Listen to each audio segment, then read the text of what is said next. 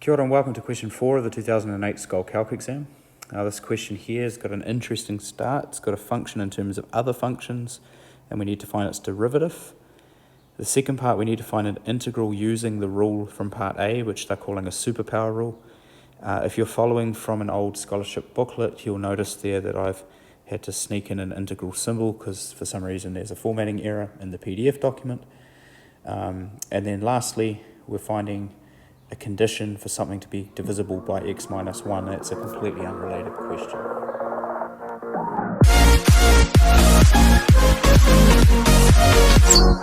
Alrighty, part A.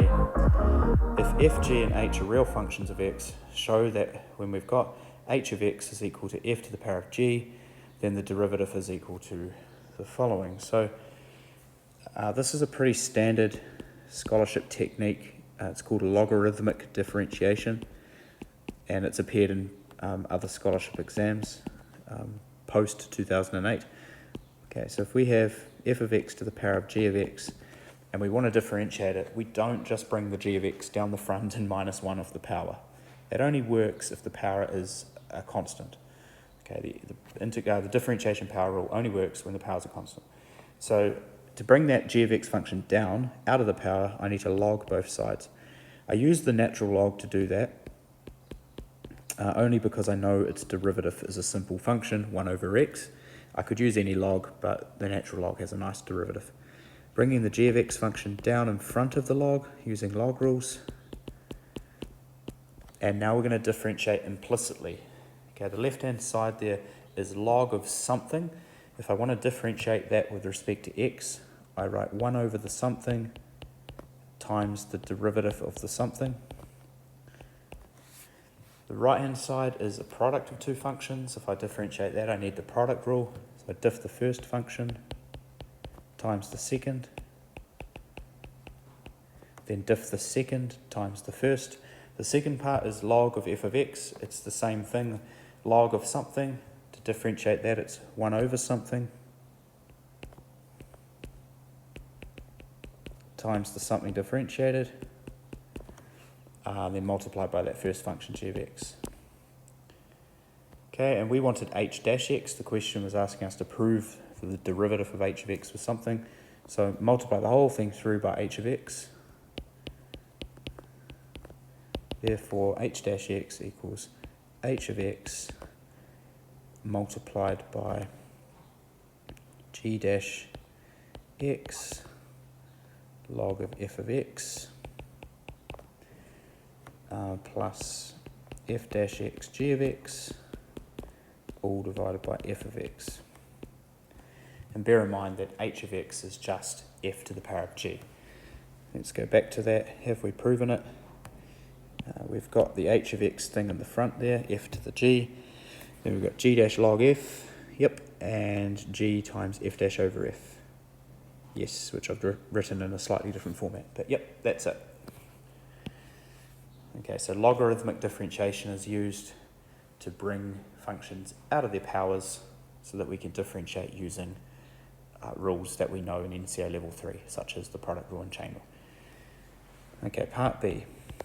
Use this rule or otherwise to integrate log x to the power of x multiplied by what? P dash x. This looks absolutely nasty.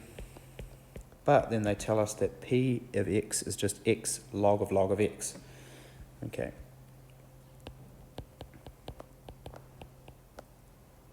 No, it had an x in the front.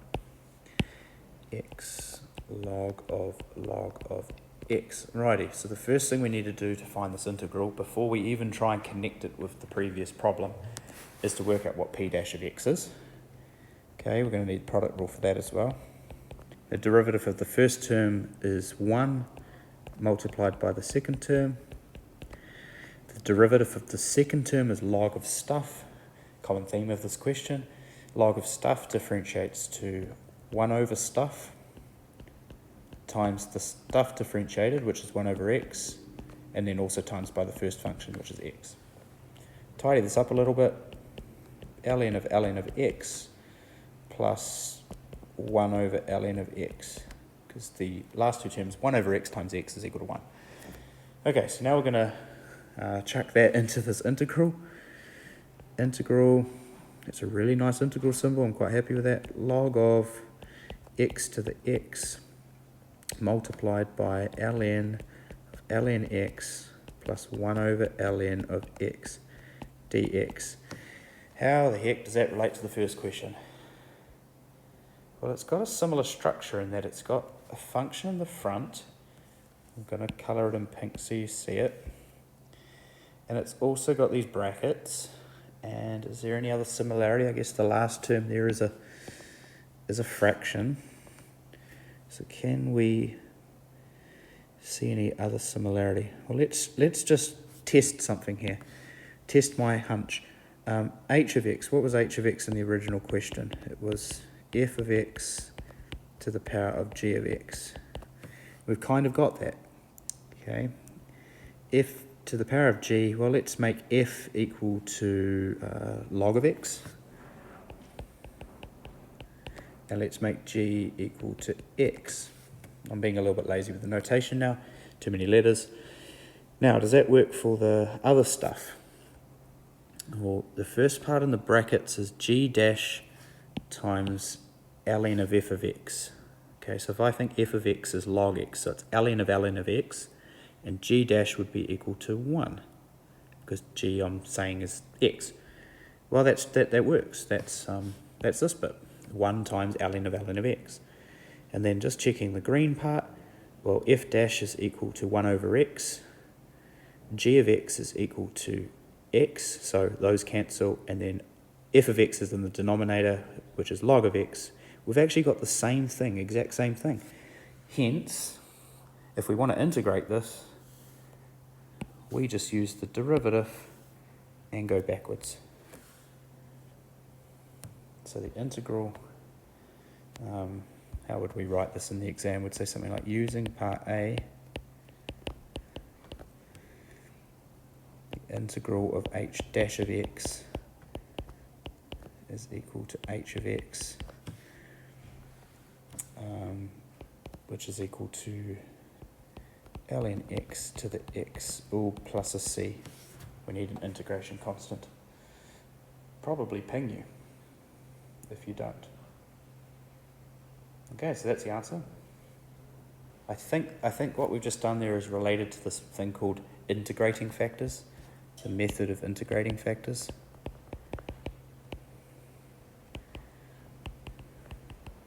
They're calling it a superpower rule because it's kind of outside of the curriculum. But if you search up the method of integrating factors for solving differential equations, you might learn some new stuff there. Okay, part C. Find the condition for g of x to be exactly divisible by x minus 1 for the function given. Hence or otherwise fully factorise g of x and find all solutions of the equation. This exam's got if you've been following all the other 2008 ones, has got a lot of algebra in it. Okay, g of x is equal to minus 2x minus a to the 4 plus bx plus c. Exactly divisible by x minus 1. Well, that just means that x equals 1 will be a solution. So, divisible by x minus 1 implies x equals 1 is a root. Okay, so that means that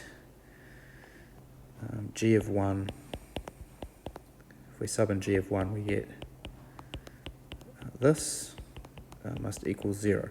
That's the condition that they require. And then, hence or otherwise fully factorise g of x and find all solutions of the equation below. So the equation's only slightly different. They've replaced the a, b and c with numbers. Okay, so a is equal to 1. Did I miss the minus in the front of the term? Nope. A is equal to 1, b is equal to 8, and c is equal to minus 7. We look at this condition we've just found and we substitute the value of a equals 1 and b equals 8 and c equals minus 7 into the question, into this condition, we get minus 2 minus 1 to the 4 plus 8 minus 7 is equal to negative 1 plus 1 equals 0. So the condition holds, therefore this power of 4 equation has x equals 1 as a solution to it. Fully factorise g of x, and I don't really want to factorise g of x in terms of a, b and c if I'm going to use it to solve the next part, find all the solutions to this equation. So, okay, we've got this equation we're needing to solve. Minus 2x minus 1 to the 4 plus 8x minus 7 equals 0. I could expand that binomial and I would end up with a quartic equation. It seems a bit tedious to do this, but it might be the quickest way. Or I know that x minus 1 is a factor, and then I've got a cubic equation. Let's go px cubed plus qx squared plus rx plus s equals 0. And rather than expand out the binomial, I'm just going to equate the coefficients between these two equations because I know they're equivalent, and that's a lot quicker. So, for example, if I look at the constant term in the first equation, the constant term will come from this dude here, minus 1 to the 4, which is 1, and then a minus in the front, so negative 1, and then a minus 7. So the constant term needs to be equal to minus 8. And that automatically tells you that s there has to equal 8.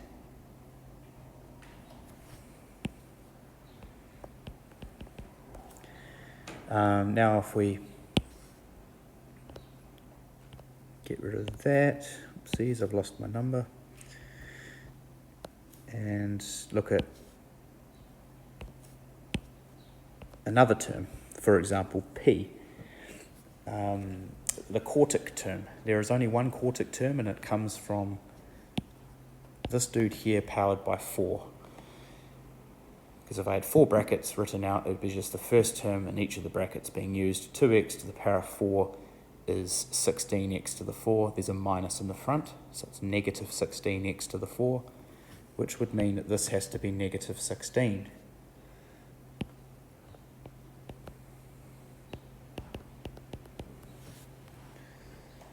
Okay, and then the middle terms are a little bit more tedious. But what I could do, rather than do this whole equating coefficients thing, it's kind of like partial fractions, which I covered in an earlier video in this actual exam paper, and that we could say that this thing has to be true for all values of x. So let's just be clever and sub in some values of x that make things disappear. For example, x equals 0. It's kind of like making a new condition.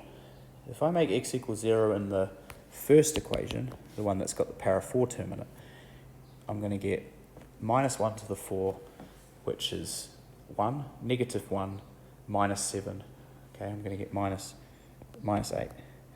On the right-hand, not right-hand side, on the bottom equation, the second one, partially factorised, if I make x equals 0 in that, the first bracket goes to negative 1, and the second bracket goes to s. So I get negative s. And that tells me that s is equal to 8. Now, I already knew that. I found that by equating coefficients, but it's another way of doing it. So, don't choose x equals 0 because, well, that didn't give us anything we didn't already know. You can't choose x equals 1 either because everything goes to 0. So maybe try x equals 2. When you substitute x equals 2 in, the top equation becomes 3 to the 4. 3 to the 4 is 81. Negative 81 plus 16 minus 7. Okay, that comes to minus 72. The bottom equation, when x is equal to 2, the first bracket becomes 1. The next bracket becomes 8p. I already know what p is, but suppose I didn't. 8p plus 4 times q plus 2r plus s. And all I need to do is do this for 4 different values of x to give myself a simultaneous equation with 4 variables. But because I've already worked out p and s using some clever equating of coefficients, I don't need 4 equations, I just need the 2. So 8 times negative 16, the 8p part, is minus 128. And s equals 8 at the end there. Easy to turn that into an 8. And then we've got 4 times q plus 2r equals minus 72 plus 128 minus 8, 48. Okay, I'm going to do this for another value of x. Let's go with x equals 3. X equals 3 in the first expression. Oh gosh, maybe I don't want to use x equals 3. Can't do it in my head. I will anyways. 2 times 3 is 6. Minus 1 is 5. 5 to the 4, yes, I know what 5 to the 4 is. It's 625. And then we've got minus in the front, minus 625. Plus 24. Minus 625 plus 24, and then minus 7. Gives us minus 608.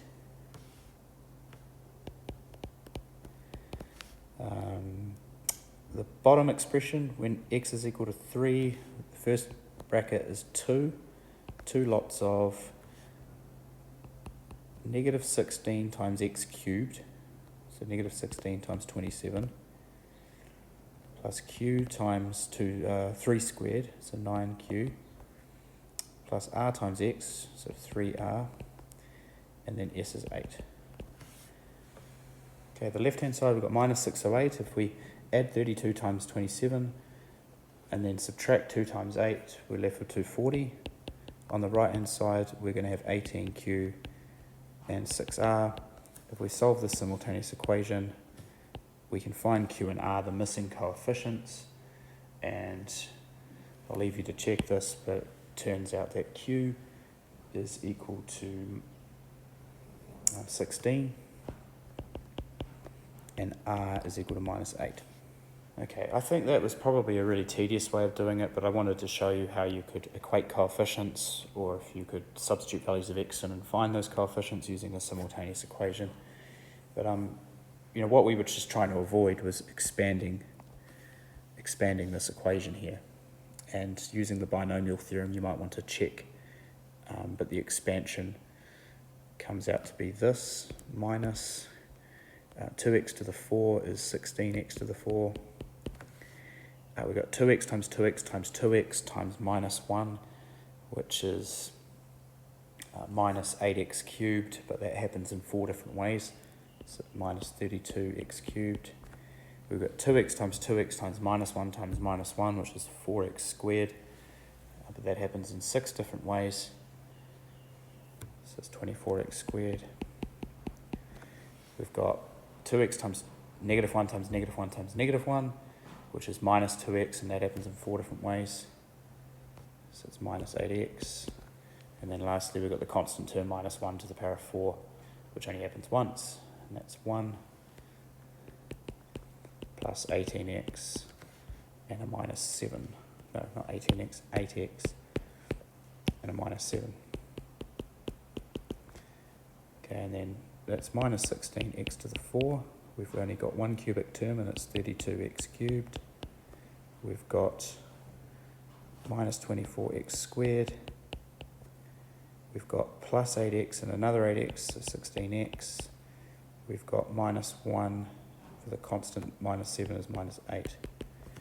Is that the same as what we had the slow way? Well, I'd only partially factorised it. I partially factorised it as x minus 1 times p, which I found easily as minus 16, q, which I found with a bit of work, it equaled 16, r was minus 8, and s was easy to find, it was 8. And if I was to expand this further, I've got x minus 1 all times the cubic. But when I'm trying to solve it, I want to factorise it, you see. So it's kind of 6 of one, half a dozen of the other. The first one is quite easy to find, the quartic, if you know the binomial expansion. But then I have to factorise it. The question did tell us that x equals 1 was a solution, or it gave us that info. Using the other method, I've already partially factorised it. It's x minus 1 as a factor out the front. But just to check that it's the same thing, okay, if I expand this term, I'm going to get minus 16x to the 4. If I multiply this term, I'll get 16x cubed. And I'll also get another 16x cubed out of that, so that's 32. If I multiply these dudes together, no, I've already done that. If I multiply these dudes together, I get minus 8x squared. And I also get minus 16x squared there, so that's minus 24x squared. I run out of colours, but you get the gist, it works. Okay, so lastly, let's continue with the factorisation to finish the problem off. What am I going to do here? Factor out a minus 8. Okay, factor out a minus 8 at the front of all this stuff first. Minus 2x cubed. No, plus 2x cubed.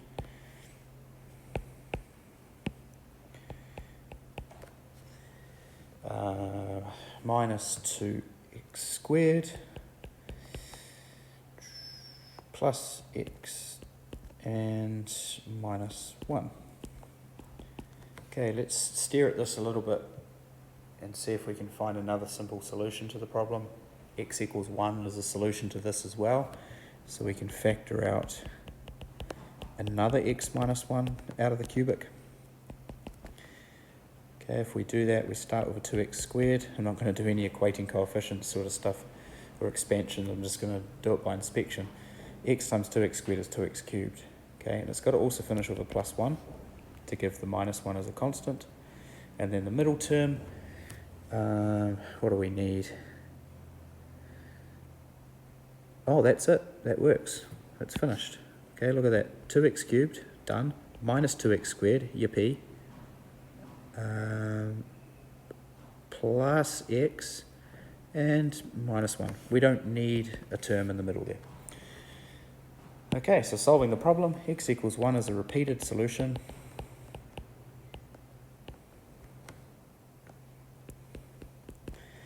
And 2x squared plus 1 equals 0 also is true. So therefore x equals plus or minus the square root of negative 1/2. Or plus or minus 1 over root 2i.